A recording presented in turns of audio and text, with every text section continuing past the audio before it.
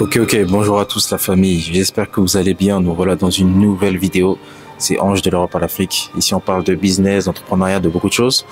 Donc n'hésitez pas à liker, à partager, à me donner votre avis en commentaire. Donc dans cette vidéo, on va essayer d'être bref et rapide. Quelles sont les opportunités pour toutes les personnes qui sont sur le continent africain concernant les business en ligne, tout ce qu'ils peuvent faire, voilà. En 2024, il y a vraiment trop d'opportunités et même si tu es en Afrique. Je sais que notamment en République du Congo, c'est pas facile pour tout le monde d'avoir accès à Internet. En termes de connectivité, on n'est pas aussi... parce que quand je compare le niveau de connexion à Internet en République du Congo, comparé à des pays comme le Sénégal, la Côte d'Ivoire, le Togo, le Bénin, je vois qu'on est vraiment derrière, dans le sens où c'est pas simple pour la plupart des gens d'avoir accès à Internet.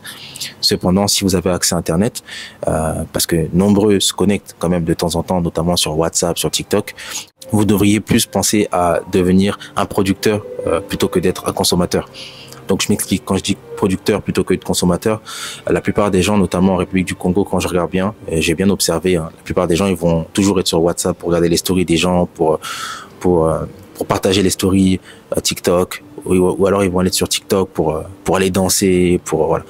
Mais en réalité, si les gens voulaient vraiment avoir une certaine émancipation et profiter de cette opportunité que représente Internet, la digitalisation de nos jours, avec les réseaux sociaux, avec la possibilité de monétiser son contenu ou ses connaissances, ses compétences, si les gens regardaient Internet de ce côté-là, ce serait beaucoup plus bénéfique pour une partie de la jeunesse notamment. Les gens devraient plutôt se mettre à réfléchir comment je peux, grâce à mon téléphone, aujourd'hui, faire de l'argent. J'ai montré récemment dans une autre vidéo combien je gagnais sur YouTube. Et en réalité, quand tu regardes bien, tout le monde aurait pu le faire. Parce que même si je fais parfois des visites d'entrepreneurs, même si parfois et très souvent je vous montre ce que je fais au chantier, les activités que je mène, même si je vous partage mon expérience, mais en réalité, chaque personne sur Terre a une passion, a quelque chose dans lequel il excelle. Chaque être humain peut nous raconter une histoire à sa manière. Et si je prends un exemple d'une personne qui aurait été en République du Congo, même quelqu'un qui serait passionné par la forêt, par les chimpanzés, quelqu'un qui serait passionné par la culture de manioc, peu importe ce que vous faites, si vous arrivez à partager votre passion, votre connaissance, votre expertise dans un domaine en particulier, que ce soit l'équitation, le football, le basket, la boxe, le footing, marcher vite, le yoga, peu importe. En réalité, aujourd'hui sur Internet, il y en a pour tout le monde et il y a forcément des gens qui vont s'intéresser à ça. On va pas se mentir, la plupart des gens, ce que j'ai remarqué, 80% des gens, ils sont lazy. Ils veulent pas faire les gens ne sont pas prêts à faire ce qu'il faut pour avoir ce qu'on veut avoir et être là où on veut être. C'est assez paradoxal parce que les gens, souvent, ils savent ce qu'ils ont à faire, ils savent comment ça marche, ils savent comment les gens sont arrivés, ce que les gens ont eu à faire pour avoir les résultats qu'ils ont. Mais en même temps, ces gens-là, enfin, la plupart des gens ne sont pas prêts à faire les efforts, à fournir le travail qu'il faut pour avoir la vie dont ils rêvent. Donc je trouve ça un peu dommage, dans le sens où vraiment YouTube, c'est une possibilité.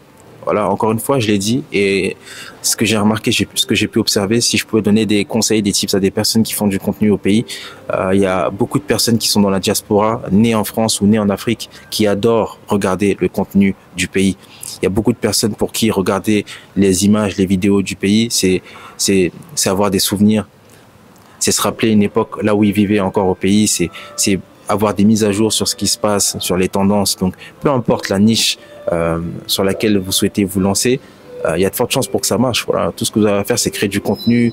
Et d'ailleurs, sur la République du Congo, je trouve qu'il n'y en a pas assez, parce qu'il y a tellement de choses à voir, il y a tellement de choses qu'on ne connaît pas, que moi-même je ne connais pas, que je n'ai jamais faites, que je n'ai jamais vues. Que si réellement tu as envie de te lancer en ligne, n'hésite pas. La seule chose, je dirais, qu'il faudra avoir, c'est juste être régulier, être consistant et être déterminé. Peu importe, voilà, avoir une certaine discipline, de poster assez fréquemment. Alors, ce que j'ai constaté, c'est que ces derniers mois, du fait que j'étais un peu plus régulier que les précédentes années, ça a porté ses fruits et ça a amené beaucoup plus de personnes à visualiser, à regarder les vidéos. Il y a beaucoup d'autres activités que vous pouvez faire. Vous pouvez très bien vous lancer dans le consulting, dans le coaching, dans la formation. Voilà, il y a des métiers tels le media maker, tel copywriter, community manager. Il y a tellement d'opportunités en ligne aujourd'hui que j'encourage toutes les personnes qui souhaitent vraiment s'émanciper, qui souhaitent vraiment avoir une certaine liberté, qui souhaitent réellement vivre de leur passion, si possible, à ne pas hésiter à se renseigner là-dessus. Mais surtout, ne négligez pas YouTube parce que ça vous permet d'avoir de la visibilité et accès à des personnes que vous n'imaginez même pas. D'ici là, prenez soin de vous les gars, on est totalement ensemble. Ciao.